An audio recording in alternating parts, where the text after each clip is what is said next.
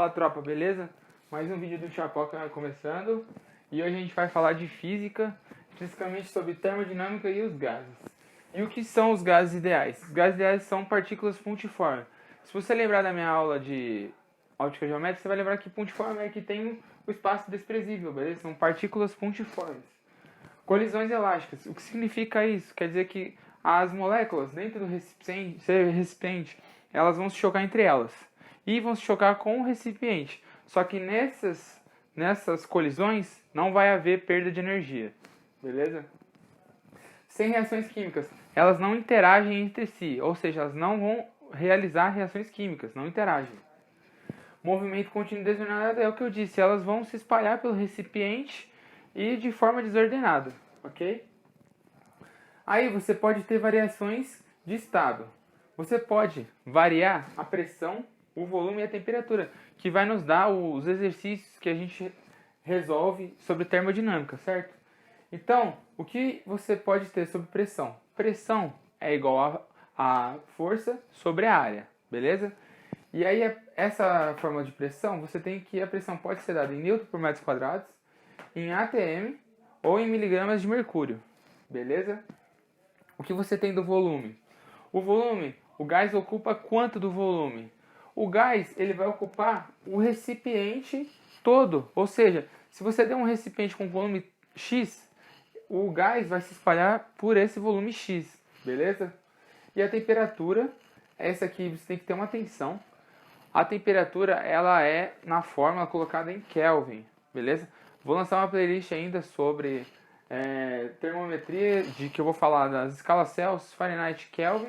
E eu vou colocar na tela para você a relação entre Kelvin, Fahrenheit e Celsius, beleza? Tá na tela para vocês aí, ok?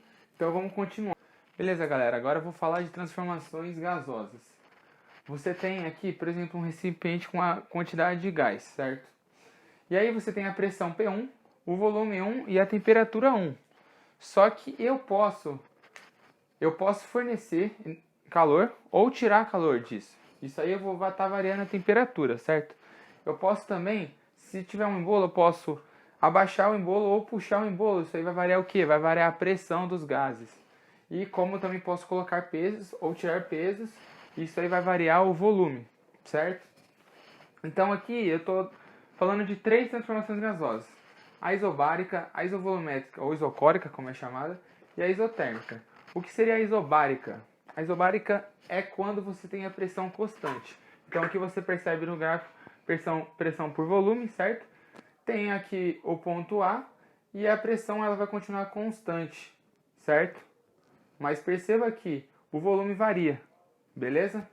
Então a isobárica eu costumo decorar como a isopárica, que aí você lembra do P, lembra de pressão constante, beleza?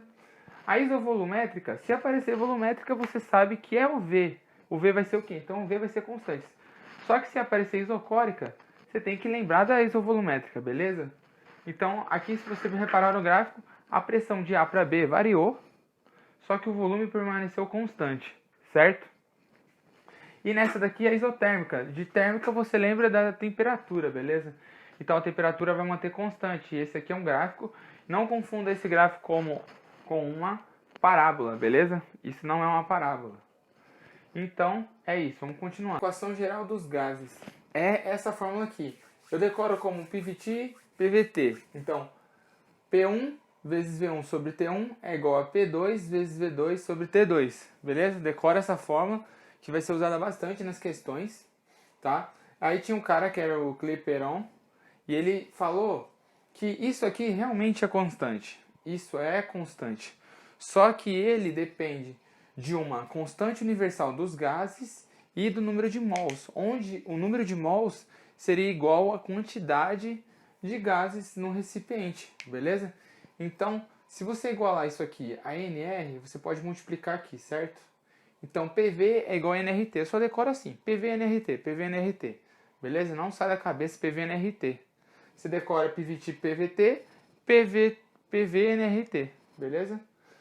Então, aí, o que seria a SR, que é uma constante universal dos gases? Ela pode ser representada por três formas, beleza? Em ATM, em miligramas de mercúrio em joules por mol e a temperatura em Kelvin, certo? Então, aqui estão os valores, certo? Beleza.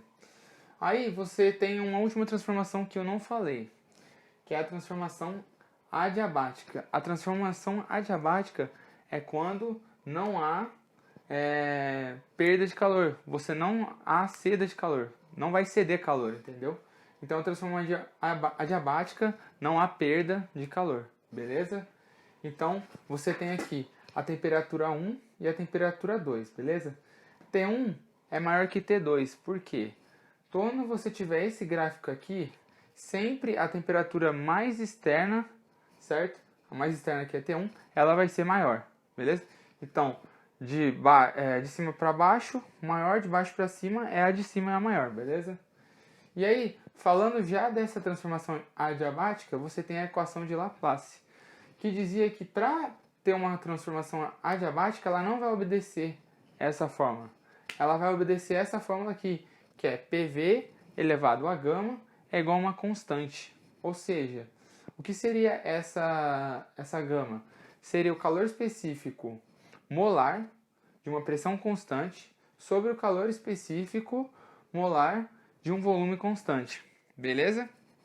Agora, por último, para finalizar, o que você precisa saber? O que é uma CNTP?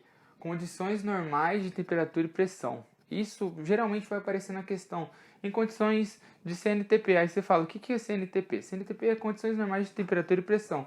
O que seria uma pressão em uma condição normal? É 1 atm e a temperatura 273 Kelvin aproximadamente. Beleza? Então essa foi a videoaula de hoje. Espero que tenham gostado. Eu estou fazendo o resumo das fórmulas porque em seguida dessa videoaula eu vou fazer uma videoaula fazendo exercícios usando tudo isso, beleza? Uma videoaula só de exercícios e eu vou lançar lá no meu Instagram uma lista de exercícios para vocês fazerem também, beleza? Então é isso, obrigado tropa e deixa o like e se inscreve. Tchau!